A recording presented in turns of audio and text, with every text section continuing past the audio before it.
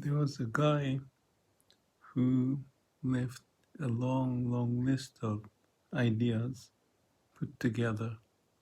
I think his name is CalifornianSurfer or something. It's his handle.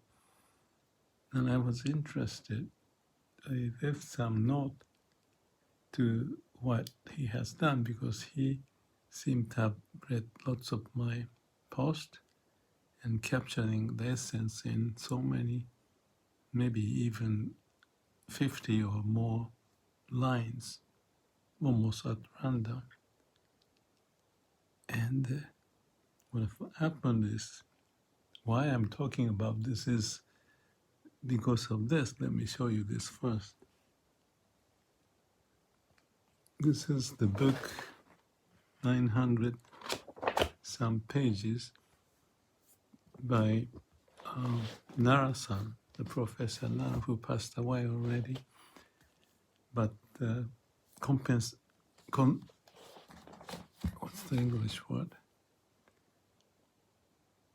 Arranging all sorts of ideas from Buddhism, from different sects into one book. So I think there are like 30 different professors from the Japanese university who are into Buddhism, and this whole book is just gathering of those sayings from different sutras. Each sutra, each posting is like a page or 2 pages. So it's kind of like a list of ideas, but organized in the manner that you can categorize, see. And the point of this, I have to explain the simple thing, is that in the middle of the night, I woke up and I was arranging things as I moved from Tokyo area to this small town. And I just usually I open up one of the pages to read, just to kind of see if there's anything. I have the same book in Japan, in New Zealand, and in California. The same thick 900-page books. And I thought I've read so many times that why I'm doing it. But anyway, I opened up and I cannot explain it. But it's kind of like an idea just pops up. And that was really good. It's about Zen in this case. And the main initial part of this 2 pages summary of, a page and a half summary of this thought is under the title, "The word Buddha is something I don't want to listen to." This is beautiful. That's the word from Joshu, Zen Master, and why it is so. So anyway, that page popped up with the red mark on it. And then in there is that one little sentence, which I didn't underline it. But that's the fantastic thing about new ideas or old ideas coming up as if very important. So this line says that Joshu, the guy who is the Zen master, always look at the situation from the bottom of the society, so to speak, or not the bottom of your thinking. I guess that's the translation. Always look from the core, the bottom. And I say connected to the core of who we are, the bottom. What does that mean? It's the opposite of looking at Buddha, for example, or want to be Buddha, or talk about the Buddha, or talk about the Zen, because there's a conceptual thing that you're pushing, but that doesn't get it, because it's just human typical way to look for like a God or the Buddha or whatever is so critical. They all look that kind of idea and pursue what that is. But he's saying, look from the bottom. And the meaning of the bottom may be difficult to say, but he's pointing that the truth of the society may be better understood at the bottom level than those who are specialized in kind of bullshitting, talking with big words like Buddha or Satori, enlightenment.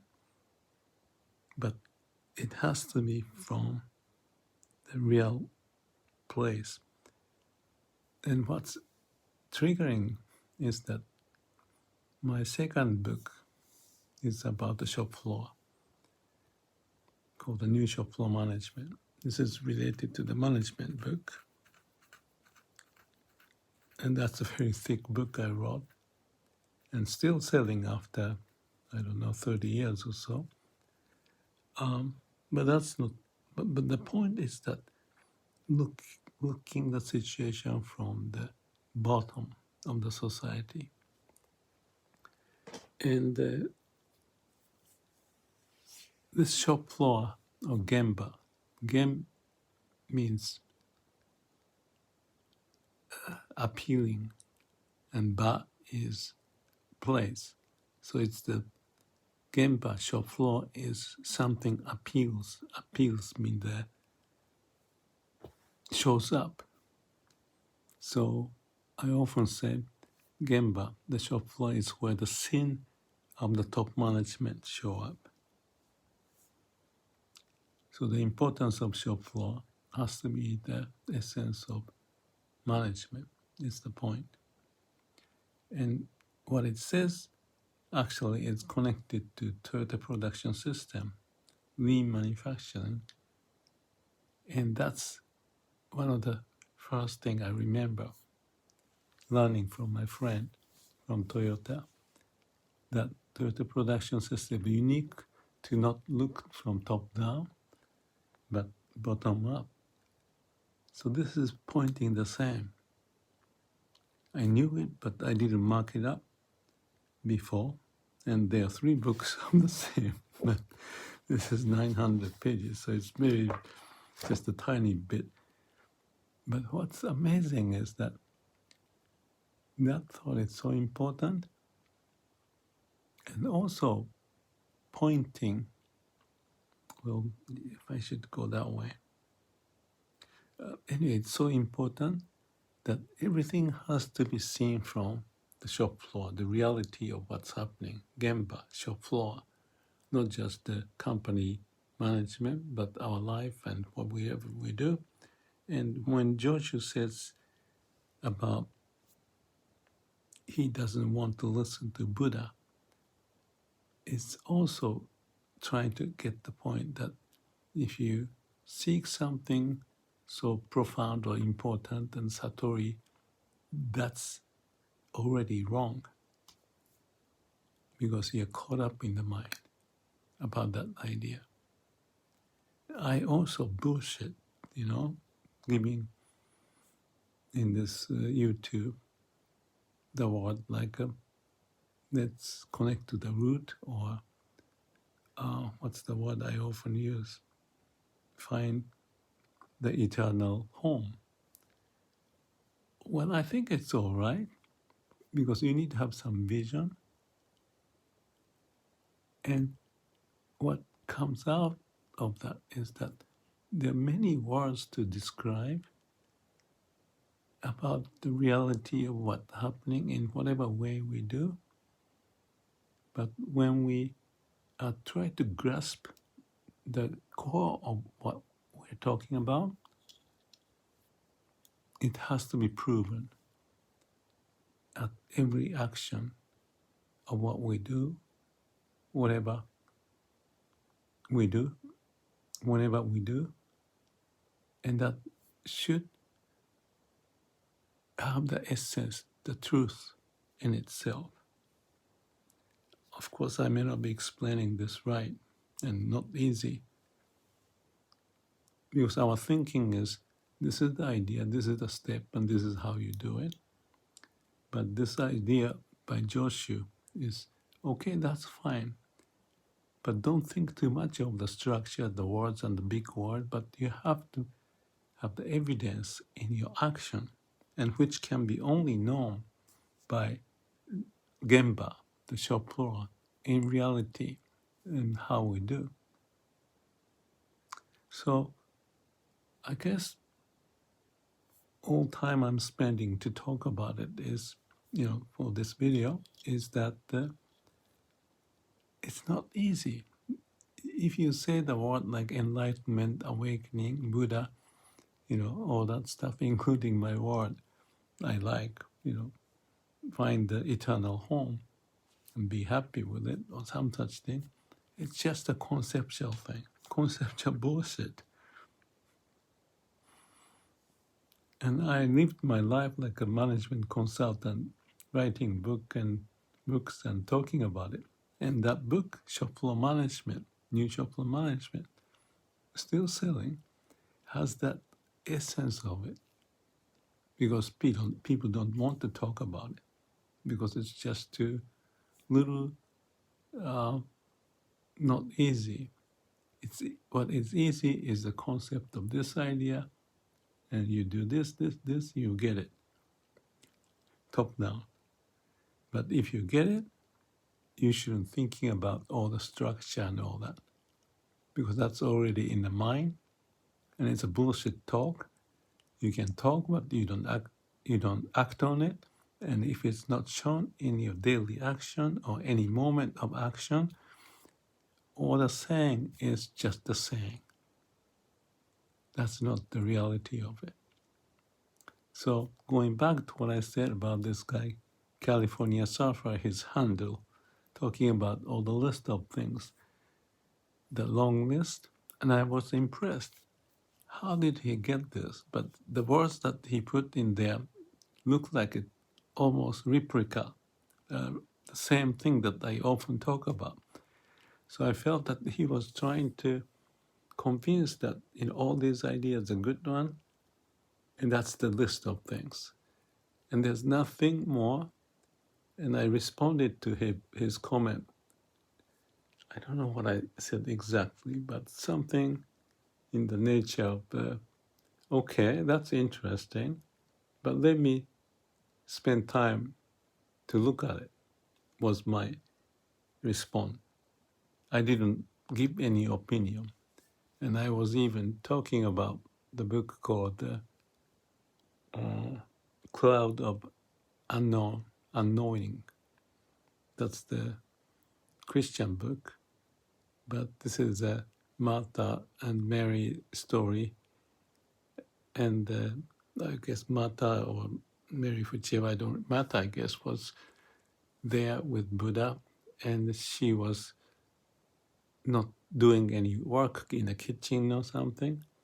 And then Mary, I think was the case, was busy doing this, and complaining to Jesus why Martha is not doing anything. And Jesus said, well, she's in the cloud of unknowing or something. Maybe he didn't use that word, but basically saying this person is now not working, but in the state of just about to figure out, just as if he was in a meditative state. So knowing and doing things is fine, of course, but there are people who are not getting, or at the point of almost understanding, but not getting. And I said, that example because the cloud of unknowing is a good state to be, not feel like accomplished. And I know God, I knew this, I know that. And you talk about the bullshit and do things, which is normal in many ways, especially the top management and the consultant and bullshitting. But everything has to be proven.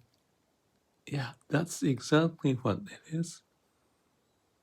And when this line says, Joshu, always look at the situation from the point of action of what's going on.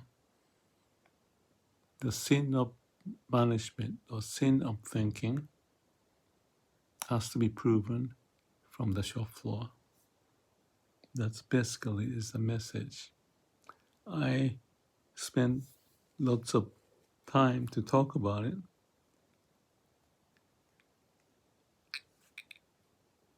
but that's what it is. You cannot talk about it. So the list of idea is list of idea. CalifornianSurfer. I said, don't make a conclusion out of it. Maybe that was what I said. And one more line in the same page. Someone asked Joshu, the Zen master, the monk, do you go to hell? Given whatever the skill or state he was in. So that this person who is from the government, according to this story. And why government? That's interesting because government people may just govern and organize things and getting things done. And I don't know if there's anything related to that, but the setting is that that person from the government asked Joshu, the Zen monk, do you, even you, would go into the hell? That's an interesting question. If you are awakened, maybe he was ridiculing, I don't know what's the story. So when he asked, Joshu answered, I go to the hell first before you. And then this person from the government says, why, like you who have accomplished and so much knowledge, should go to the hell? And Joshu says, if I didn't go to hell, how can I meet with you? Pointing that this government people is the one who would go to hell. So Joshu is saying that he's the one going down and to help you because you'll be there in the hell. Very sarcastic point.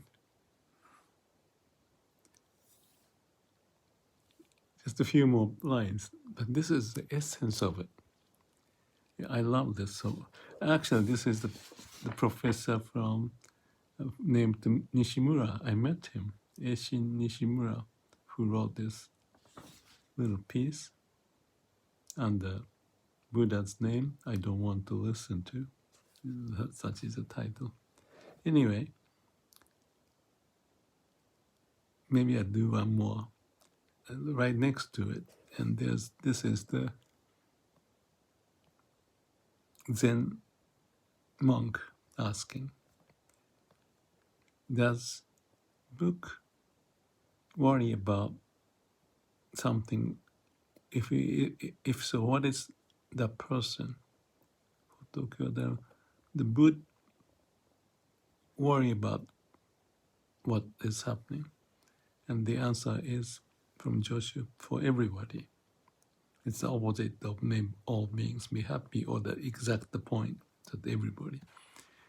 And this Zen monk says, how can you get out of and worries. And Joshu's answer is, what do you do to get out of such worries? That's wonderful, because he wants to go to help people. That reminds me of the Vipassana. They do the courses at the prison. That's the hell. And that's really is the place to practice Vipassana. Like there's a Zen sect called the Soto Zen, very similar to Vipassana. So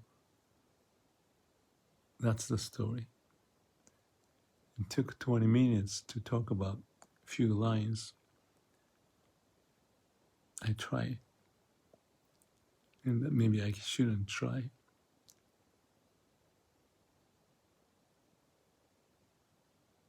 It's the reality of what we can do and should do, not caught up in the bullshit concept, ideas, and talk as if I know it or anything. Just be with compassion to help the people. We are in the hell meaning turmoil. We see it in this whole world. And if we are to do something, the ultimate goal is to help all. May all beings be happy. Thank you. By the way, this quote I mentioned is at the page 739. The word Buddha, I don't want to listen to be happy or anything.